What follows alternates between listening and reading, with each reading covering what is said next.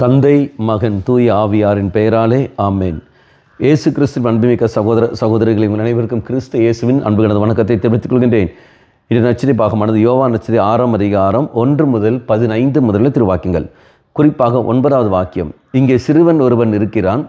அவனிடம் 5 வார்கோதுமை அப்பங்களும் 2 மீன்களும் உள்ளன.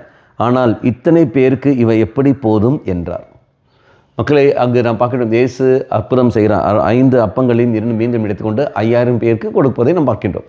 இங்கு அந்த சிறுவனுடைய மனநிலைக்கு வாருங்கள். அந்த சிறுவனுக்கு அவனுடைய பெற்றோர்கள் கொடுத்துப்பார்கள், இதா இந்த அப்பங்களும் மீன்களும் உனக்கு நான் வைத்திருக்கின்றேன், நீ உணவு உண்டு கொள் என்று. ஆனால் அந்த சிறுவன் என்ன செய்கிறான்? தனக்குன்னு வைக்காமல் அவன் தெய்வ சந்நிதியில் பண்ணது கொடுக்கின்றான். அப்படி கொடுத்த பொழுது அங்கு எல்லா மக்களுக்கும் அங்கு நிறைவாக ஆக்கப்படுகிறது. மக்களே, நம்மிடத்தில் குறைவு இருக்கிறது. நாம் மற்றவர்களுக்கு நாம் கொடுக்க படிக்க வேண்டும். அந்த சிறுவனுடைய மனநிலை, கொடுக்கின்ற ஒரு மனநிலை அவனுக்கு இருந்தது. ஒருவேளை அவன் கொடுக்கவில்லை என்றால் அந்த 5 அப்பங்களும் 2 மீன்களும் 5000 மாறி இருக்குமா என்பது சந்தேகமாக இருக்கும். கொடுத்தான், இதோ அங்கு வருது. இறைப்பது குறைவு தான் இருக்கிறது. அந்த குறைதான் அவன் கொடுத்தான் ஒழிய நிறைவாக கொடுக்கவில்லை. அப்போ நான் மற்றவர்களுக்கு நான் கொடுக்கிற சமயத்தில் என்னிடத்தில் என்ன இருக்கோ அது நான் கொடுத்தாலே போதும் ஒழிய அதிகமாக இருக்க வேண்டும் அவசியம் இல்லை. என்ற முடித்த பிறகு நான் கொடுத்து விடுகிறேன், வந்த பிறகு நான் கொடுத்து விடுகின்றேன் என்ற எண்ணம் இல்லை. என்கிட்ட இப்போ என்ன இருக்கோ அந்த இருப்பதை நான் கொடுத்து விடுகின்றேன்.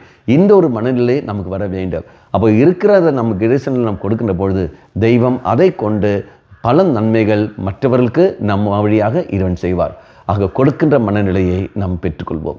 இறைசல் மன்றம் தெய்வமே, மற்றவர்களுக்கு உதவக்கூடிய வரத்தையும் கொடுக்கின்ற மனநிலையையும் எனக்கு தாரும் ஆண்டவரே என்று என்மேல் இரக்கமாயிரும். ஆமேன்.